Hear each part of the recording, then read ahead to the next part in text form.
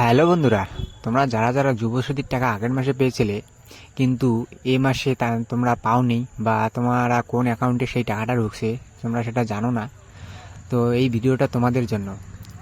তো এই মাসের টাকাটা ডিবিটি বলে একটা সিস্টেম রয়েছে, ডিবিটি অ্যাকাউন্টে টাকা ঢুকবে। যাদের যাদের অ্যাকাউন্ট নাম্বার ডিবিটি এর সাথে লিঙ্ক করা থাকবে সেই অ্যাকাউন্টে তোমাদের যুবসাথীর টাকাটা ঢুকবে। তো সেই টাকাটা তোমার কোন অ্যাকাউন্টে ঢুকেছে সেটা দেখার জন্য তোমরা প্রথমে গুগল ক্রোম খুলবে। গুগল ক্রোম খোলার পরে এখানে দেখবে যে এনপিসিআই বলে একটা লিঙ্ক রয়েছে, সেই লিঙ্কে উপরেই থাকবে লিঙ্কটা, সেই লিঙ্কে ক্লিক করবে। ক্লিক করার পর দেখবে কোনায় একটা 3 ডট বলে একটা অপশন রয়েছে, সেই অপশনে ক্লিক করবে। ক্লিক করার পর এরপর কয়েকটা অপশন খুলে যাবে তোমাদের সামনে। তো এখানে কাস্টমার বলে একটা অপশন রয়েছে, সেই কাস্টমারে তোমরা ক্লিক করবে। কাস্টমারে ক্লিক করার পর নতুন একটা ইন্টারফেস খুলবে তোমাদের সামনে। তো খোলার পরে এখানে দেখবে যে ভারত আধার সেন্ডিং বলে একটা অপশন রয়েছে, সেই অপশনে তোমরা ক্লিক করবে। ক্লিক করার পর আরেকটা নতুন ইন্টারফেস খুলবে। সেখানে তোমরা 3 নম্বর অপশনটা এখানে দেখতেছো, আধার ম্যাপিং স্ট্যাটাস, আধার ম্যাপড স্ট্যাটাস বলে একটা অপশন দেখবে তোমরা, সেই অপশনে তোমরা ক্লিক করবে। ক্লিক করার পর এরপর আরেকটা নতুন ইন্টারফেস খুলবে, সেখানে তোমার আধার নাম্বার আর ক্যাপচার ফিল করতে হবে।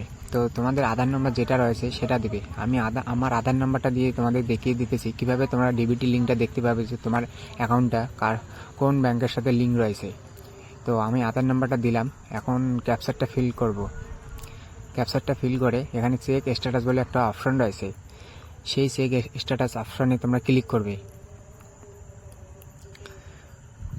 ক্লিক করার পর তোমাদের সামনে, তো আমি ক্যাপচারটা ভুল দিয়েছি এর কারণে, এরপর একটা ওটিপি আসবে। তোমাদের যে আধার কার্ডের সাথে মোবাইল নাম্বারটা লিঙ্ক রয়েছে সেই লিঙ্কে তোমার ওটিপি আসবে। ওটিপি আসার পর সেই ওটিপিটা সেন্ড করতে হবে। ওটিপিটা এখানে দেওয়ার পরে তোমরা দেখতে পারবে যে তোমার যে অ্যাকাউন্ট রয়েছে সেই অ্যাকাউন্টটায় টাকা ঢুকছে না অন্য কোনো অ্যাকাউন্টে টাকা ঢুকছে। তো ওটিপিটা ভুলে গেল, তো নতুন করে ওটিপিটা দিতে হবে। তো আবার সেই ওটিপিটা দেখে দিতে হবে ভালো করে।